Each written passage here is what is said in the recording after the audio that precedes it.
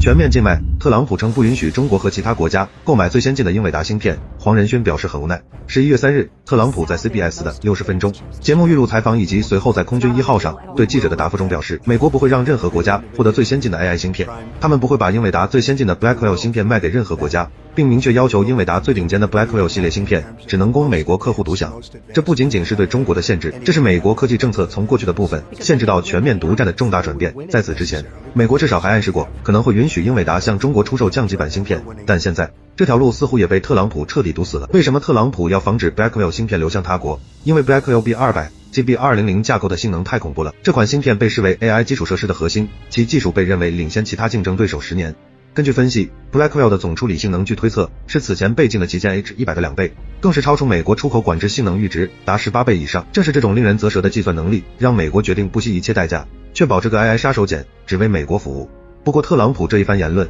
倒是把盟友也给打懵了。韩国的26万片 Blackwell 芯片大单估计要黄了。就在几天前，英伟达刚刚高调宣布了一笔超级大单，将向韩国供应超过26万片 Blackwell AI 芯片。这笔交易涉及三星、SK 集团、现代汽车以及其他韩国核心企业，旨在建设韩国的 AI 工厂，推动该国在机器人、半导体和自动驾驶等领域的数字转型。韩国作为美国的亲密盟友，本不受美国对中国的出口禁令限制。然而，特朗普现在说，除了美国外，不会再让任何国家获得最先进的 AI 芯片，无疑给这笔数百亿美元的订单留下了悬念。之前美国的出口管制，无论是此前的 H100 禁令，还是针对 H20 的参数限制，其核心逻辑是防扩散，即阻止技术流向他们认为的竞争对手。但特朗普的最新政策远远超越了这一范畴，他们甚至不打算与自己的盟友合作。基于此，也更加清晰地暴露了美国新政策的根本目标，它不仅仅是针对中国，而是想确保美国在 AI 基础设施上的绝对垄断权。对于 Blackwell 这种被视为 AI 基础设施核心的产品，其军事和战略价值远高于英伟达的短期商业利润。对此，英伟达表示很无奈，因为他们被迫放弃了中国这个巨大的市场。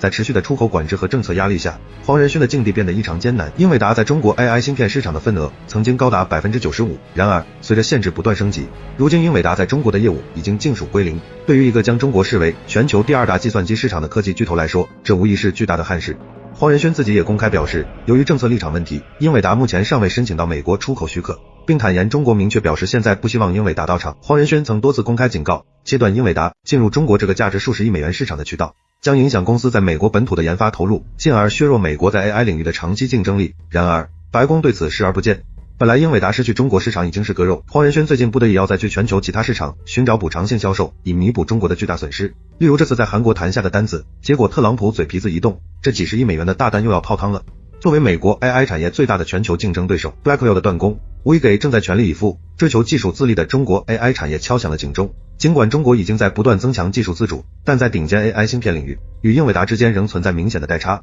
英伟达的 Blackwell 采用台积电的4纳米制程，代表了最前沿的晶体管密度和计算能力。相比之下，华为 A3 的 910C 的性能大约是英伟达 H100 的 60%， 由于 Blackwell B200 的性能又是 H100 的2倍，这意味着中国最先进的国产 AI 芯片与 Blackwell 之间存在数倍的单芯片性能差距。而且在 AI 竞赛中，英伟达的硬件优势只是冰山一角，其真正的垄断地位和护城河在于其长达20年积累的 CUDA 软件生态系统。CUDA 构成了硬件、软件和开发者生态系统的3重锁定，数百万开发者、无数 AI 模型和工具都围绕 CUDA 构建。这种深度锁定创造了极高的迁移成本，确保了全球数据中心都必须依赖英伟达的 GPU 来作为其 AI 产业的核心。为了打破 CUDA 的垄断，中国 AI 企业已经开始在软件层面进行突破。华为正在积极开放 A3 的芯片的软件工具包 CAN， 希望通过开源吸引开发者，快速在中国本土建立一个独立且强大的软件生态。鉴于美国对硬件出口的限制，建立一个强大的国内软件站，对于实现 AI 技术的自给自足变得与芯片性能同样重要。DeepSeek V3 大模型引入的 MLA 机制就是典范。